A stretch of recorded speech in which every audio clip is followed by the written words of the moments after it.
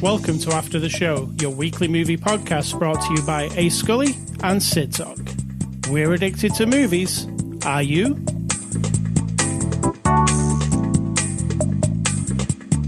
Hello, Sid Talk. Hello, viewers. Hello, listeners. We've got all of those, right? No. Well, I hope not. Somebody might be watching. No viewing. No. This is After the Show, your weekly movie review podcast. What was the before the after the show discussion, Sid Talk? This movie. Yeah, we did some fact-checking and all that on this movie. Well, I did.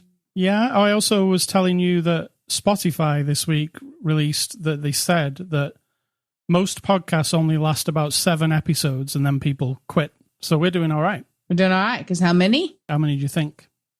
I don't have to think because I have a piece of digital documentation here. Yeah, you do. So I can tell you, 798. Correct. That's 798. Yeah. And out of those 798 movies we've watched, do you remember maybe 2? Maybe, including this one. For now. Yeah, this one until next week. That's why we document it. So I can go back and if I'm not sure what my opinion was, I can always go listen. I don't, but I could. Exactly. We're not here to pat ourselves on the back with before the after the show discussion. But the records are there. You can always listen to them. Correct. So it is Saturday, July the 29th. This is After the Show, episode 798. We're a movie review podcast. Every week we look at a new movie. This week we're looking at the movie Reality. It's a 2023 movie. It's on HBO streaming on HBO Max if you want to watch it right now. It's rated R. I wasn't sure why it was rated R, Sid Talk. Good question. It doesn't feel like R-rated when you watch it, does it? There's not even any foul language. Not that I noticed. Maybe there was, and I didn't notice. It's from HBO Films. It's an original film. And Sid Talk, can you give us the synopsis of the movie Reality? I don't really need to because you can look it up. It is the dialogue from a recording from an FBI interview with Reality winner in 2017. Yeah, 2017. Yeah. And they've just made a play and a movie about it. And it's just exploring this very one singular, as they call it, whistleblower act. I mean, that's one version and what it is. A crime has been committed by a citizen who works for a very high level position, not in the government anymore, but that's all. It's reality.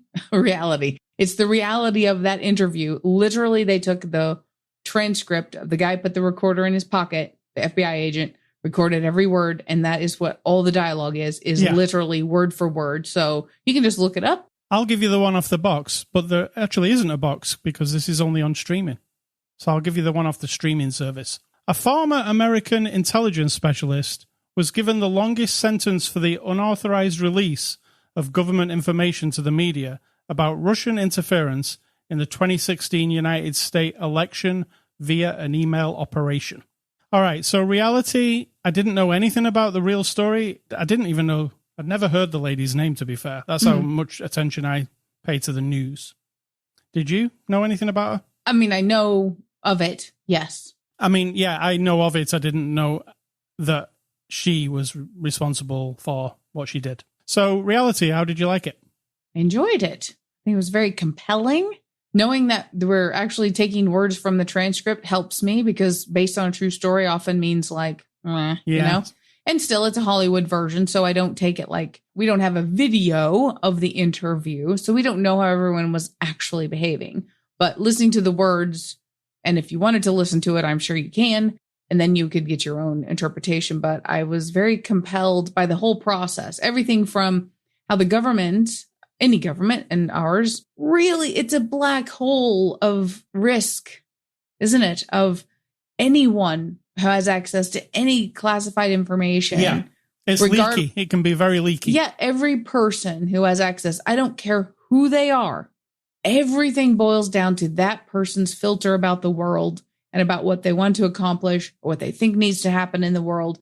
And you've exposed them to information that's very singular and hidden behind lots and lots and lots and lots of brick walls and locked doors. But if that one person makes the choice to show their brother because it's like, you will not believe what I just read today, or they want to send it off to a publication that will, of course, run with it and show it to the world. Like it just seems like an impossible task. And so I try to sympathize with that aspect of it, that if you breach that, no matter what the thing is or your intention, you can't let it slide. Like you have to be aware, right? Yes. On the other hand, we are citizens of that country. We are the reason our government exists. If you are lying to us, holding information back from us and letting it be pummeled in the social realm on any news channel, on any media where the information is all false, you keep that information hidden away from us. And so that it divides people and causes destruction, causes false, bad things to happen. As a citizen, I want there to be a way, tap into that or find a balance, but there isn't, is there? It is, no. There is not, because there are too many, as they call them in this movie, and I'm sure they call them in the government, bad actors in the world, in the whole of the world, not just places you want to villainize, but I mean, right next door to you. Why do they call them bad actors? Well, you're just a bad actor. You don't, what would you call them? You can't call them a villain or a bad guy or, why actors though? Well, you're acting. Like bad intention. Acting, yeah, I get it. You're not performing. Not an actor, like an act. Right. Yeah. Yes. I guess, but yeah, that's what I would say. What I'm saying is this movie made me think about like, oh, wow, it's not clear cut. It really isn't, except that she broke a crime. I mean, she committed a crime. I'm all for punishment and crime and all that stuff. And then you think about it and you're like, okay, so now they want to discourage other people from ever trying to, from her point of view, do the right thing. So then what's that? You become totalitarianism, right? You become a Nazi, essentially. So it's difficult. It's a difficult thing because, yes, she signed confidentiality agreements when she got a job to not do something like this, and then she did it. So, yes, that's a crime. You're right. But a crime for good? I don't know. I don't know if there is That's the part where you're like, is she fine? I mean, was it a groundbreaking thing or not? I don't think it was a crime for good. I think that wasn't, I don't want to elevate. I think she thought that. I don't know about that. I don't want to elevate her. Because what I read, reading the court transcript, that she definitely thought that. Because she was like... I know she says that she thought that, but we don't know her. And so we don't know. It can be all the things, right? This could be an attention seeker. This could be a person who did a thing and then was able to articulate it later and make it sound a whole lot nicer and more honorable than it really was. You know what I'm saying? I don't know her, so I wouldn't attach that. This movie takes place just in the one day. She comes home from shopping. Some FBI agents are waiting for her. And it's literally like it feels like a one take thing, doesn't it? It's just from them starting to talk to her to what they get out of her at the end. And yeah, you're right. It was really super compelling. I didn't want to stop watching at all. Like, I was just like, oh, wow, like, where's this going exactly? I mean, I didn't know the full story. Yeah. You didn't either, I guess. No. I didn't know what was going to happen to her. And there's so many minute little details in this movie. Like the way everybody looks at each other. At the beginning, because I didn't know the story, I was thinking, is she going to try and escape? Because she's looking, and they're looking at her, like, and there's a, when it shows you that cat across the road in the... Yeah. I was like, is she going to make a run for it? Is this going to turn into like some action thing? But it's not. It's not that. She is being interviewed. The choice of that room that they put her in. They didn't put her in that. She volunteered. Yeah, exactly. Is that real? I wonder if the house really looked like that. I feel like they were at the real house. I have a feeling they had access to that. They have access to the family and maybe to, who knows, but that room is very real. I had a house in a town where I lived, and the back room had been added on. It was exactly that room. But my question about that was, when they're interviewing in the garden and saying, is there anywhere we can talk? And she's like, well, I have an old room in the back of the house that I never go in because it's dirty. And they're like, oh, yeah, why couldn't they just sit in the living area? Well, those guys were out there, so they can't have all those dudes can't. Oh, they can't hear it. Right. Even though anybody could stand near that door. True. And listen. The door that, when she sat down with the door behind her at one point. Yeah. I was like, don't sit there because how many people are going to keep coming in this room, like opening the door? That wasn't the actual door. Oh, was that not? No, that was a side door. But I know what you're saying. Yeah. Like, don't sit near a door in this room. Yeah. They're slowly unraveling. Like at first, again, I don't know the story. Maybe that's better that I didn't know the story because I was looking at her thinking, she is totally oblivious to what she's done, and she doesn't know anything. Like, she seems very innocent, and at first, that's exactly how it sounds. Yeah. And then as it gives you tiny little breadcrumbs, basically. I know it's a real life conversation, but the actual real life conversation slowly it's like a really tense tightrope. Yeah. Like, is she going to give herself away? Exactly. Or is she just going to keep, I'm not saying anything, but she's very volunteering with her information. You can see she's not an idiot. She knows that what she can't say. Correct. They ask her questions in very specific ways as well, don't they? Like, so they can only get a proper answer. He's passive aggressive, isn't he? A little bit. Let me just ask you one more time. Maybe I've asked you this before, but let me ask you just one more time. Because the thing is, he already knows the answer. Yeah, he knows way more. Yeah, he knows the truth because they have all the digital records. They even have, as we find out later, from the source that she sent the thing to. So the whole story is this. She works in a high security place, a contractor. She's translating things into a language that she's learned in the Air Force. She prints out a document that she finds on a database of articles that are highly classified, which I question anyway, which is kind of interesting. It's like they have their own news source inside the government, and those articles are written by what look like journalists, and they put together, but it's only for high serving. Which seems very dangerous. Yeah, it really does. So one day she finds an article in relation to Russia's involvement in the 2016 election. Now she's listening to, in her office, they play Fox News all day, which is one point that's actually brought up. And it's a thing. I've talked to many people who work in many places, and that's a thing. No matter what the source, no matter what channel, if it's CNN or Fox News, or someone plays whatever all day long in the people's face, it's very confronting for some people that I have to listen to this and all day. And also a bit brainwashy. It's very brainwashy if you are subject to that, no matter what it is. It could be any direction. It could be a religious channel. It could be all politics all the time. It could be the court channel where you're just sitting there and watching people in court all day, right? Whatever it is.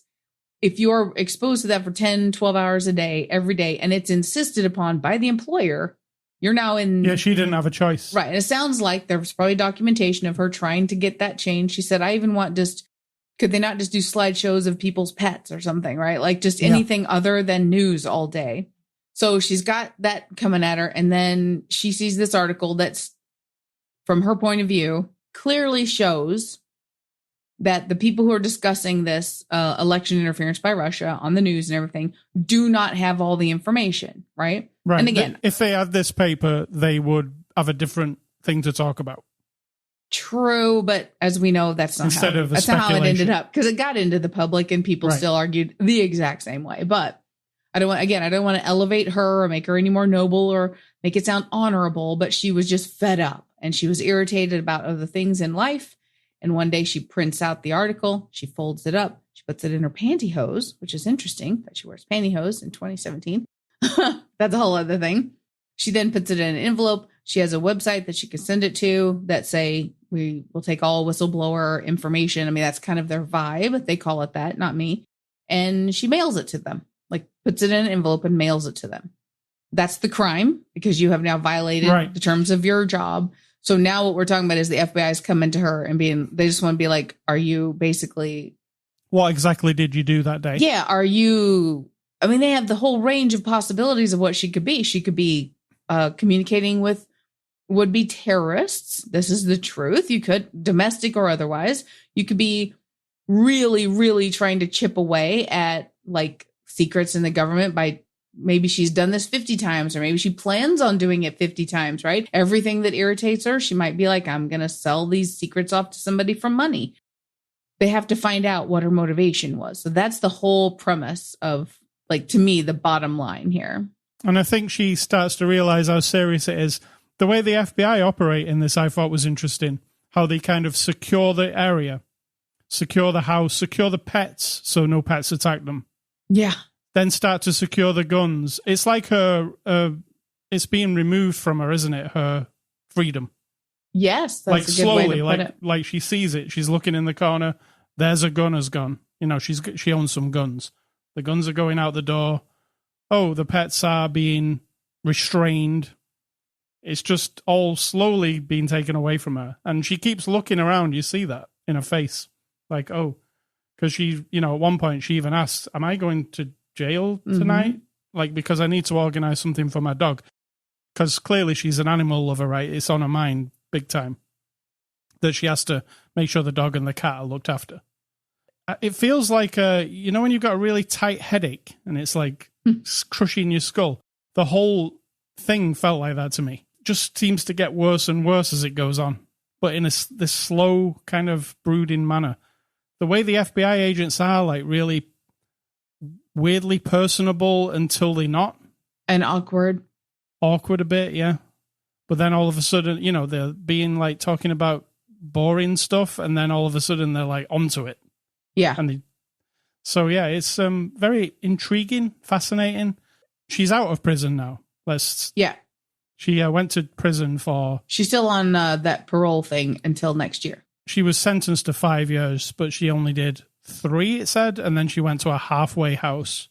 And now she lives at home, doesn't she? Because we saw a little extra about it. She is prohibited now from doing expressing anything, right?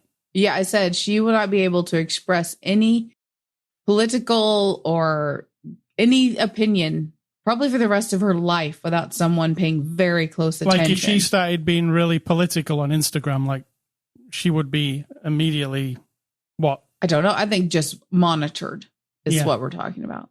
Yeah, because she's got the possibility of doing something. Well, the government have to look at that and go... I mean, she has no more access to anything, so that she's not a threat in terms of information. I mean, she does have access of things she saw, but nothing she could prove, I guess. She could say what she saw. She has no current access to anything, like, at all. She's been removed from all of that, so she's not a threat. Yeah. Except that she can become a symbol, right? You can become a symbol of, like, here's a person wronged by the government for trying to tell the truth. And so we want to use her name and her image, et cetera, because that's what we do. It was a stage play first, and now it's a film. It's only an hour and 20 minutes, so it's pretty quick. I mean, it felt quick even, didn't it? Mm-hmm. And that's because the meat of this real life recording is that length. So you see it in real time. So let's get on to the cast. Sydney Sweeney plays reality winner. What do you think of Sydney? I thought she was really good. I was interested all the time. Yeah, it actually is the first time I've seen her acting. She's in a show called Euphoria on HBO that I've not watched, but I've never seen her in anything else. But immediately I was like, wow, she's really good. I mean, it's all about the camera's right in her face a lot. Yeah. Like really close. It's really well filmed, I have to say, this movie. Really clean and crisp, and there's no wobbly camera. It's just very, like, this is what it is. Like, we're looking at her face very closely. We're looking at the police guy. If there's things in this movie that are redacted, which is, even these official documents have got redacted things in them, they redact them in an interesting way in the movie, don't they? Like a glitch effect. So, you know, she'll say something and it'll just kind of disappear. Or the person will disappear. I really enjoyed that of it. So, yeah, Sydney Sweeney, I thought she was excellent. And she's really the movie, isn't she? Josh Hamilton as Agent Garrick, who I really like. I've always liked. He was in The Walking Dead recently. Don't know if you love that character in The Walking Dead. It was a bit cheesy, wasn't it? But I really like him. Plays Agent Garrick. What do you think of him? It was really good. Awkward, uncomfortable, really good. Yeah. And he, like that coughing that like he had an allergy or something. No, he had a sinus infection. That was it. But in the real recordings, he just coughs every now and then. So they did that in the film too. Marchant Davis plays Agent Taylor. He's really good. In real life, that guy, Agent Taylor, was not a black guy. Right. That's what I was reading about differences. And the guy who plays Agent Garrick was quite a bit older than Josh Hamilton. Mm. So there are differences. But Marchant Davis was really good too, because it's good cop, bad cop interview. Kind of. Like, one is operating differently than the other guy. I mean, that's typical when you interview people. You have two different attacks, don't you? One, I'm kind of nice, and maybe you'll... I mean, we know that from movies and TV, I think. Also from FBI, any real FBI thing that they've showed you, you know, it's a thing, isn't it? People react to different people, and maybe, like, if you have a softer person and a harder person, that might be the way to break somebody down. We've also got Darby and Arlo, the cat and the dog in this movie. They're actually part of the cast. There are a bunch of other FBI people milling around, but most of them are not credited. It's directed by Tina Satter. She's the lady responsible for the stage play, and she's never directed a movie, but this is her first one. What did you think? That was really good. She's paying attention to this woman's face, the performer lady. And like I said, we can't see the interview. We don't have any video of it, but just that hour and a half, how long was it? The whole thing was like 3 hours or something. Like the whole day, he said something about it's been 3 hours. Yeah, 3 hours. Though. That person, once she knows what they're there for, and then and she said, even the real lady said in the interview, I was playing chess with them for my life. So then she's trying to calculate in her mind every question, every answer to not incriminate herself worse or say the wrong thing, which sounds calculating, true. When you're watching this young woman perform it, you feel that. That's what I really loved, is that she's really thinking about, like she said, I tightened my jaw, or she had a little twitch that she'd do with her eyes, or do her mouth a certain way. And we really focused on that a lot. And I love that, because when you are in a situation of coping, it's not constant talking, right? You're thinking, you're soaking it up in your mind, and your face does stuff. And I think we got a lot of that, which I appreciate. Let's look at the 1-star reviews on IMDb for this movie. Do it.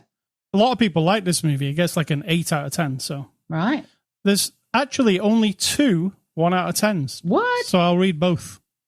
First one says, not worth the watch. Of course. It's excruciatingly painful to watch this movie. It's filmed in one environment and is very boring. It seems like they have nothing to say except keep talking about a pointless dog and cat. It was filmed in 16 days and it shows. It is trash. It's trash. What the fuck? And the second guy says, boring AF. There are solid performances by these actors, but that's the only other positive I can say. The editors kept it less than an hour and a half, which I greatly appreciate. After watching this movie, I feel like I wasted 90 minutes that I can never get back. Oh, that one. That is a classic there. Yes. So those are the people who didn't like this movie. Extras, we did watch a little making of, and it was pretty interesting because it had the real reality winner in there. Yeah. And she's quite different to the actress. I didn't feel like I was like, oh, is that what she's really like? She's very buff, but in the movie they address that. She's a power lifter and she does competitions. But Sydney Sweeney's not very buff. No, but I mean, the timeline is that she hasn't been. I accepted that. So extras, that there are extras on the streaming service on HBO. You can watch them. Conclusion, I am going to give the movie Reality an 8 out of 10. Ooh, I'm going to give it a 7.8. Nice. I thought it was very gripping. Very gripping, yes. I imagine as a stage play, it also works very well and is very compelling, Sure. So thank you to HBO. Next week, we're looking at Guy Ritchie's latest movie, The Covenant, starring Jake Gyllenhaal. Do you like Jake Gyllenhaal? Covenant. Oh, we've never watched The Revenant, but we're watching The Covenant. The Covenant with Jake Gyllenhaal and Guy Ritchie on the direction. Yeah.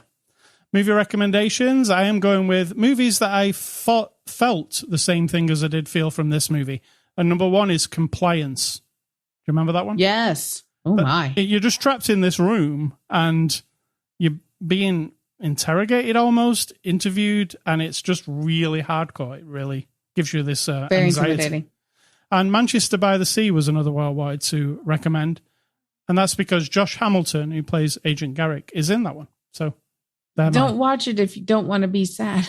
No. I mean, it's really sad. Very good. Very sad. Very sad. And my recommendations are going back to the beginning of the 20th century and science fiction offerings, not quality. I'm just saying either what I've seen for this podcast or what I've watched randomly, usually at Halloween time when I do my movie marathon. So we're looking at 2016 here. We've got The Girl with All the Gifts. Brilliant movie. That was really good. Unexpected. We had no idea what it was. Yeah. We start watching it and you're like, holy crap. Then there's The Purge election year, 2016. I also like The Purge movie. That's my least favorite one. Right, but it all goes together. Yes. Once you watch the show and you kind of get the vibe of the history of the whole Purge situation. Then I have The Void from 2016. That would have been a Halloween movie. Yeah, I don't know. And it was okay. I don't remember it being great. I feel like the payoff wasn't great, but I'd have to watch it again. Westworld started in 2016. Oh my God. Brilliant, Westworld. Brilliant. Yeah, that's a TV show, not a movie. But yeah, in 2016, dude, that's 7 years ago. Holy crap. Yeah. 4, 5, 6, 7. Yes. And there was 4 seasons over those. I'm doing years. math. And then Blade Runner for 2049 in 2017. One of your favorite. That is a great movie. All right. A Scully stuff. This week I've been playing. I realized back in the day, maybe 5 or 6 years ago, on my cell phone, I bought a game called Grand Theft Auto Chinatown Wars. And I was looking through this week on my Google Play list of things that I've bought on the store. And I was like, oh, I forget I even bought that game. And I remembered I bought it, but my phone wasn't powerful enough to play it. Oh, right. So I just completely forgot about it, never played it. It just sat there in my account. So I was going through this week, like looking on that list, and I saw it. I was like, oh, I must have bought that because it's free to download. So I pressed download on my new handheld, and I've been playing through it this week. It's a GTA game I've never played. The one that they made, it's top down like the old ones, like looking from above, but it's all in 3D. So it's like a mixture of new and old Grand Theft Auto. And it's Chinatown Wars. It's based on the Grand Theft Auto 4 map. So if you play Grand Theft Auto 4, you will recognize the places you're driving around here. And one of the cool things, I didn't know what was in this game because I've never played it, is one of the radio stations is just Deadmau5 all the time. So Deadmau5 radio. So I've been listening to that. So Grand Theft Auto Chinatown Wars, it's very, very cheap now because it's been out for so long. I bet it's 10 years old. You can get it for about $1 on the Google Play Store. It's also on like other consoles. The DS, I believe, was one that it was on. So that's that. What's for dinner, Sid Talk? Once again, it's going to be Larry David, not Larry David pasta. That seems to be what we have every week. With some homemade sauce with home harvested, homegrown, grown from seed tomatoes. Right on. Ooh. Accomplishment. We had some yesterday, tomatoes. Yeah. They were good. Yeah, I know. And I'm learning lessons every year with my gardening. Label better. When you go 30 kinds of tomatoes in containers and you label them all at first, and then they go out in the sun and the heat and the heat and the heat, and then the labels fade away, then it's like, I don't know what it is, but I'm going to eat it. And they're all different. They all look weird. Some are tan, some are white, some are yellow, some are like funky looking, like, heirloom types and all that kind of stuff. So I just pick them all and put them all together. We just eat them. I don't care. We just go one tomato at a time. Nice. Yeah. And so my advice, did you say what's my advice? I didn't, but I will. What's your advice is that I'm breaking down what life is statistically for me. So it's 70% boring. Well, I'm never bored, so that's not true. That's not true. Because if you're filling out paperwork or you're sleeping or you're listening. I find sleeping amazing. Sleeping is so boring. I hate sleeping. Listening to boring people talk about boring things, moving boxes and bags and shit from one place to another, like just endlessly moving or cleaning or whatever. And you love cleaning, I know. Again, you might not find that boring, but 70%, there's a lot of sleeping. There's a lot of waiting in line. Now I can make the most of most situations, but putting me in that situation, I know it's going to be boring. I need to find a way to overcome it. So then, in addition to the 70% boring, you've got like 12.5% really shitty stuff. Now, depends on your life. So that could go up or down. 12, that's like illness, death, nature, crushing your life in some way, shitty people doing shitty things, struggling with things, coping with life. I mean, it could be a lot more for some people, depending on the thing, right? This depends. But then there's the equal amount of good, I think.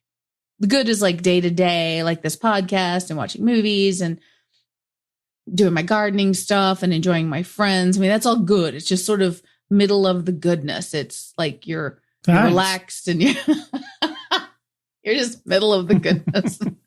Then there's like 4% greatness, right?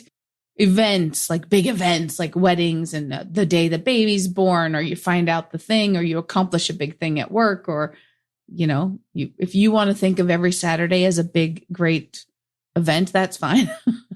Your 4% would be higher, but it's like the really big stuff, the like, I got the promotion, then it's fleeting. It's so fleeting. That feeling, that satisfaction is very fleeting. It doesn't hang around. Everything that follows can be good and then boring. That's how I look at it. And then you've got the 1%